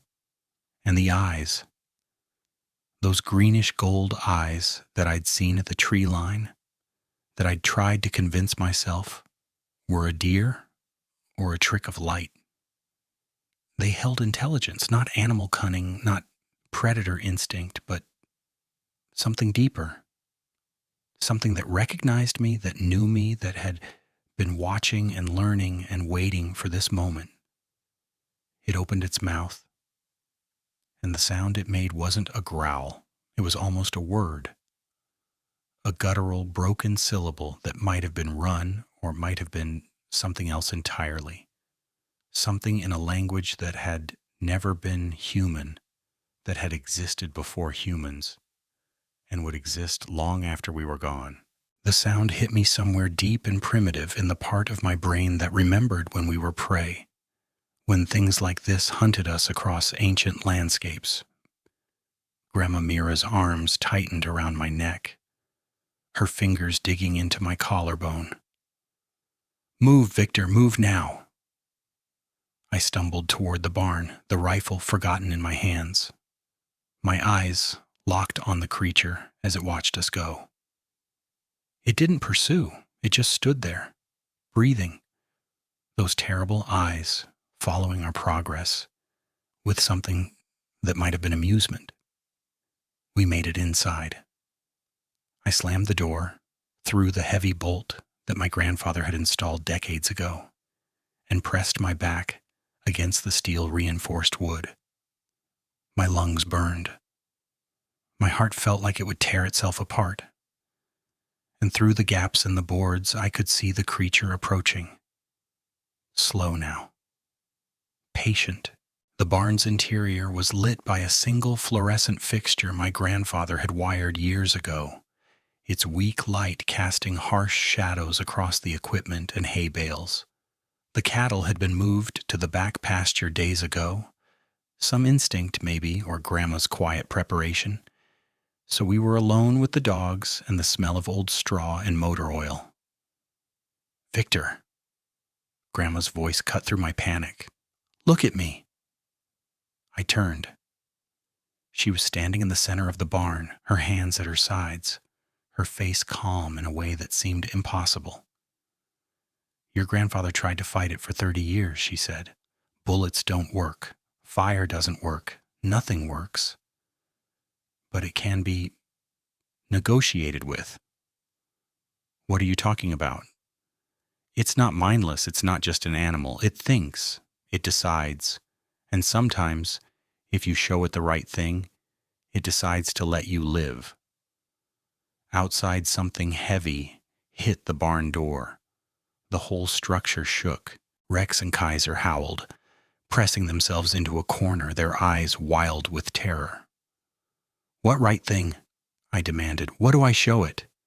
"Submission," she said. "Not weakness, that gets you killed. But respect. Recognition of what it is, what it can do. Your grandfather figured it out after the first time it took someone. A farmer named Willis, back in '53. After that, Grandpa started watching it, learning its patterns. He realized it wasn't hunting for food. It was hunting for acknowledgement, for something to see it and know it and fear it properly." Another impact. The door buckled inward, the steel plates groaning but holding. Through the gap, I saw a massive hand, those terrible fingers with their black claws, grip the edge of the wood and pull. "I can't," I said. "I can't just—" "You can." She grabbed my face, forced me to look at her. "You're your grandfather's blood. Whatever he learned, whatever understanding he came to with this thing, it's in you too. Show it that. Show it you know what it is." The door tore away from the frame. The creature came through in a blur of fur and muscle, and I had maybe 2 seconds to act before those claws would open me from throat to groin. Every instinct screamed at me to run, to fight, to raise the rifle and pull the trigger until it clicked empty. But something else rose up from deeper than instinct. Something ancient and primal that remembered the old ways, the animal ways, the language of prey and predator that existed before speech. I dropped to my knees. The rifle fell from my hands. I bent forward, pressed my forehead to the cold concrete floor, and made myself as small as possible. Not cowering, that would show fear, weakness, the signal that prey gives before it dies. This was different. This was acknowledgement. Recognition. I am nothing compared to you. I know what you are. I offer no challenge. The creature's breath washed over me, hot and rotten, smelling of copper and old meat, and something else, something chemical and wrong that burned my sinuses. I felt it moving around me, circling, its footfalls so heavy, they vibrated through the floor and into my bones. Once, twice, 3 times it circled, and each time I expected the killing blow, expected those claws to tear through my spine and end everything. But it didn't come. The breathing slowed, changed, became something almost contemplative, if such a word could apply to whatever this thing was. I felt it lower its massive head toward my exposed neck, felt the heat of its exhalations against my skin, and I knew with horrible clarity that it was deciding. Right now, in this moment, it was weighing something in that alien intelligence, making a choice that would determine whether I lived or died. Minutes passed, or maybe seconds. Time had lost all meaning. Then, slowly, it pulled away. I heard it move toward the hole it had torn in the barn wall. Heard its footsteps recede, first heavy and close, then lighter, more distant, fading across the field and into the darkness beyond. I stayed on my knees, head down, until I couldn't hear anything at all except my own ragged breathing and the whimpering of the dogs. Victor. Grandma Mira's hand touched my shoulder. I looked up. The barn was empty except for us and the animals. The torn door hung at a crazy angle, cold night air pouring through the gap. But beyond it there was only darkness. Ordinary darkness, the kind that held nothing worse than shadows and memory. "It's gone," she said. I tried to stand and couldn't. My legs had turned to water, my muscles refusing to obey any command. I sat back on my heels, gasping, shaking so hard my teeth chattered, and looked at my grandmother with eyes that I knew must be wild and barely sane. "What the hell just happened?" "You survived," she said simply, "just like your grandfather did the first time. Just like I did the night after our wedding, when it came to test me." She lowered herself painfully to sit beside me on the cold floor, and I saw tears tracking down her weathered cheeks. "I never wanted this for you, never wanted you to know. But some things follow, Victor. Some things you can't escape just by leaving. I drove us to Dubuque that night, 90 miles an hour down empty country roads, both hands white-knuckled on the wheel, the rear-view mirror showing nothing but darkness that I couldn't stop checking. Grandma Mira sat in the passenger seat, her broken hip clearly causing her agony, but she never complained. The dogs were in the back seat, piled on top of each other, still trembling. We reached the hospital at 3 a.m. I told the emergency room staff that my grandmother needed overnight observation, that she'd fallen again, that I was concerned about internal bleeding. They admitted her without much argument. She looked terrible, we both did, pale and shaking and clearly traumatized by something. I sat in the parking lot until dawn. The coffee from the vending machine tasted like nothing, but I drank it anyway, cup after cup, trying to warm the cold place that had settled in my chest. When the sun finally came up, gray and weak through the morning clouds, I felt something unclench inside me. Daylight. Safety. The creature didn't hunt during the day, but even as I thought it, I knew that the comfort was temporary. The sun would set again. It always did. I tried to file a report with the Joe Daviess County Sheriff's Department. Drove there in a daze, walked up to the front desk, and opened my mouth to tell them everything. What came out was nothing like what I'd planned. I'd like to report unusual animal activity at my grandmother's farm. The deputy behind the desk, young, bored, clearly thinking about lunch, took down the address and nodded without interest. "What kind of animal activity?" "I'm not sure. Something large. It killed some livestock nearby, damaged our barn." "You see it?" I hesitated. It was dark. "Probably a bear," he said. "We've had a few wandering down from Wisconsin this year. They can do a lot of damage." He slid a form across the counter. "Fill this out. We'll send someone to take a look if we get the chance, but we're short-staffed right now, so it might be a few weeks." I stared at the form. A few weeks. By then it wouldn't matter. Either I'd be gone or I left without filling anything out. I called Ray that afternoon, sitting in my grandmother's hospital room while she slept off the sedatives they'd given her for the pain. "Victor? Jesus, man, you sound like death warmed over. You okay?" "Yeah," I lied. "Just tired.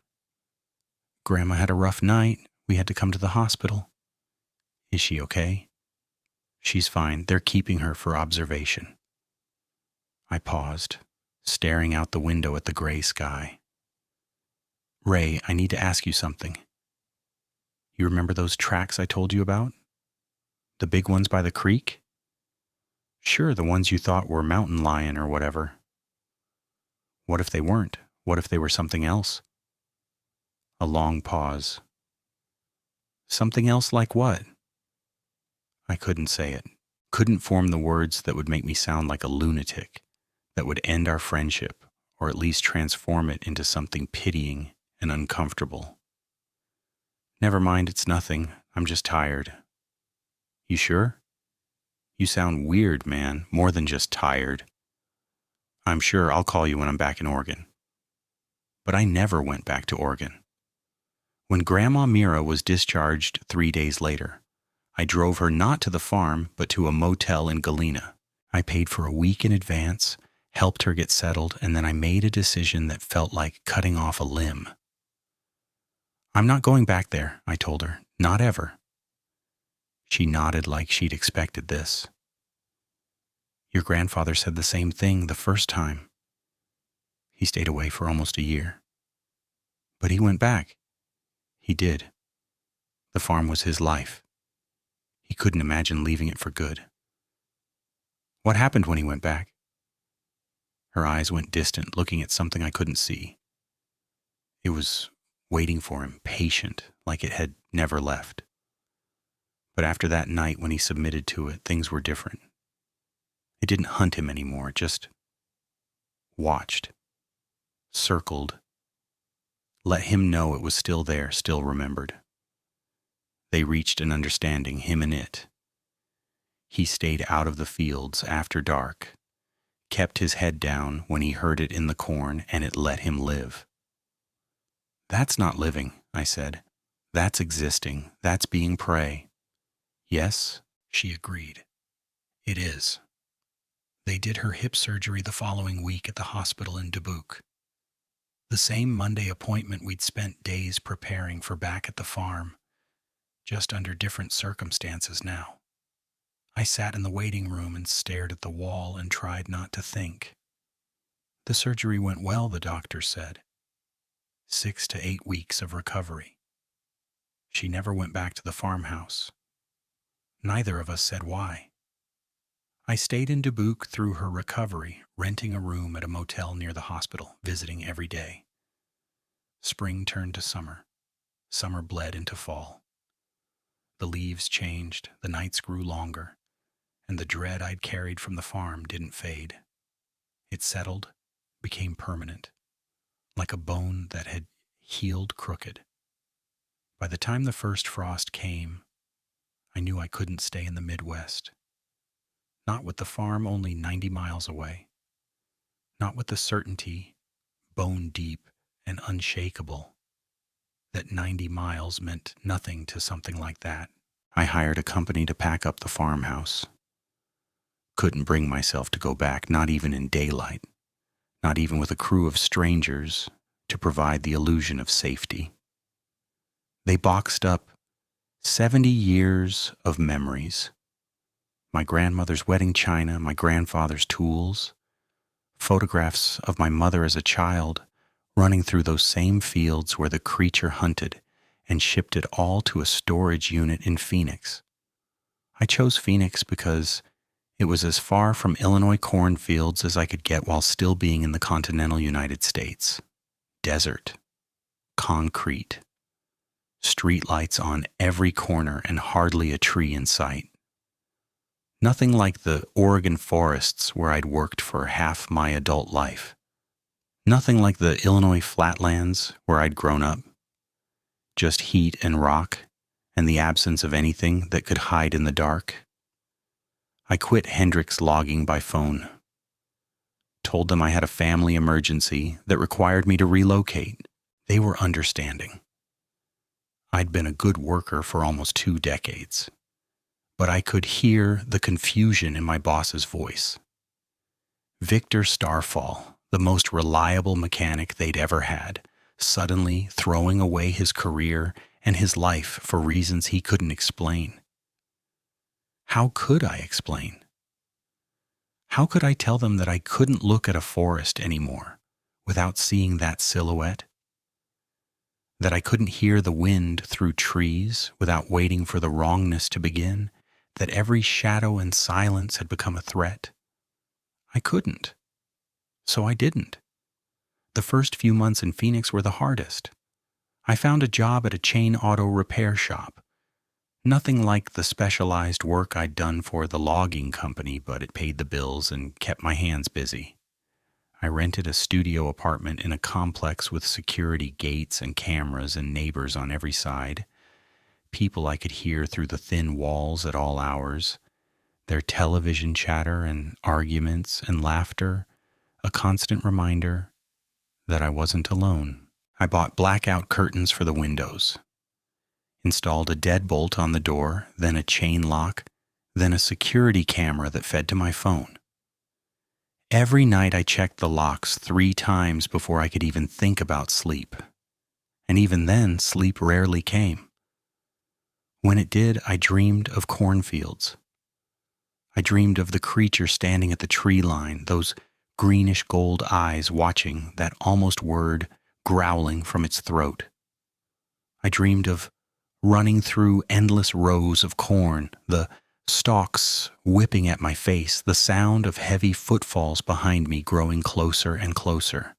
I dreamed of my grandfather's barn, the fluorescent light flickering, and when I turned around, the creature was wearing my grandfather's face. I woke from those dreams gasping, drenched in sweat, reaching for a rifle that wasn't there. My grandmother moved to assisted living in Dubuque, close enough to the hospital for regular checkups, far enough from the farm that she said she could breathe again. We talked every Sunday, just like we always had, but we never talked about that night. Never mentioned the creature, the submission, the knowledge that had passed between us in the cold light of the ruined barn. Some things were too big for words, too dangerous. Saying them out loud might give them power, might call them back from whatever darkness they inhabited. She died 8 months after I moved to Phoenix. The hospice called me at 3 a.m, the same time we'd arrived at the hospital in Dubuque, I realized later. The same hour when the creature had let me live. They said she'd gone peacefully in her sleep, without pain. I wanted to believe that was true. I flew back for the funeral, stood in the cemetery outside Galena while a priest I didn't know spoke words I didn't hear, watching the casket lower into the ground next to my grandfather's grave. The farm was visible from there, just a smudge on the horizon. The barn a tiny shape against the gray November sky. I didn't look at it. Couldn't look at it. After the service, my grandmother's lawyer handed me an envelope. Inside was a letter in her handwriting, shaky with age and illness, written sometime in the last weeks of her life. Victor, it began. If you're reading this, I'm gone, and there are things I need to tell you. Things I should have told you years ago before you came back, before it found you. It was always there. Long before your grandfather and I bought the farm, long before the town of Galena existed, it was there. The Potawatomi knew about it. They called it something I can't pronounce, something that meant the one who watches from the corn. They didn't hunt in those fields, didn't camp near that creek. They understood what lived there in a way we never could. Your grandfather knew the day we moved in. He saw its eyes at the tree line, just like you did. He spent 30 years trying to understand it, trying to find a way to fight it or drive it away or make peace with it. In the end, all he could do was survive. I'm telling you this because I need you to understand. It's not evil. Not in the way we think of evil. It's something older than evil, older than good, older than human ideas of right and wrong. It exists, it hunts, it watches, and sometimes, when it finds someone who interests it, someone who doesn't run or fight or deny what they're seeing, it lets them live. Your grandfather interested it, so did you. I don't know what that means for you going forward. I don't know if it will forget you, or if it will remember, or if someday it will come looking for the one who submitted and showed it respect. All I know is that you survived, and that survival is its own kind of victory. Don't go back to the farm.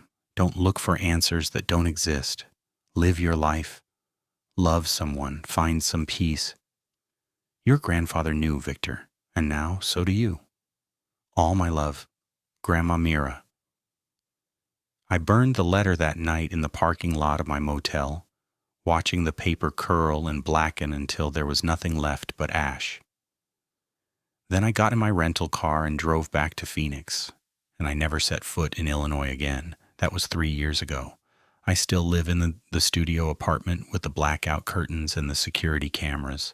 I still work at the auto shop, still turn wrenches and change oil and do work that's so far beneath my skill level, it would be laughable if I could still laugh about anything. I still check the locks 3 times before bed. Still wake up, gasping from dreams of cornfields and greenish gold eyes. But some things have gotten better. I can sleep most nights now, 3 or 4 hours at least. I can walk through the parking lot after dark without my heart trying to escape my chest. I can hear coyotes howling in the desert distance without immediately reaching for a weapon. I don't go out after sunset if I can help it. Don't drive through the countryside at night. Don't visit forests or cornfields or any place where the silence might turn wrong. These are reasonable precautions, I tell myself. Smart, safe. I know what the truth is. Sometimes late at night I drive out into the desert and sit on the hood of my truck, staring at the empty landscape. There are no trees out here, no fields, nothing for anything to hide in or behind. Just rock and sand and the hard, cold stars above. In the desert, I can almost believe I'm safe. Can almost convince myself that what happened in Illinois was unique, localized, a one-time intersection of my life with something ancient and inexplicable. But I know better.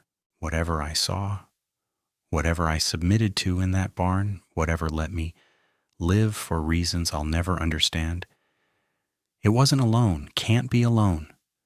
The universe is too vast, too dark, too full of shadows and silences for there to be only one of them. They're out there, everywhere, in the places we don't look, in the darkness between streetlights, in the forests and fields and abandoned spaces where humans rarely go. They're watching. They're waiting. They're remembering. And sometimes, when the wind blows just right through the desert scrub, I swear I can hear something that's almost a word. I wrote this down because I needed to tell someone, needed to put into words what I experienced, what I survived, what changed me from a man who worked in the forests and lived alone and never thought twice about the dark into whatever I am now. I don't expect anyone to believe me. If I'd read this story 3 years ago, I wouldn't have believed it either. But I'm telling you the truth. There are things out there that we don't understand, can't understand, shouldn't try to understand. Things that existed before us and will exist long after we're gone. Things that watch from the tree line with ancient, intelligent eyes and make sounds that are almost words in a language that was never meant for human tongues. I know because I saw one, submitted to it, Let it smell my fear and judge me worthy of survival.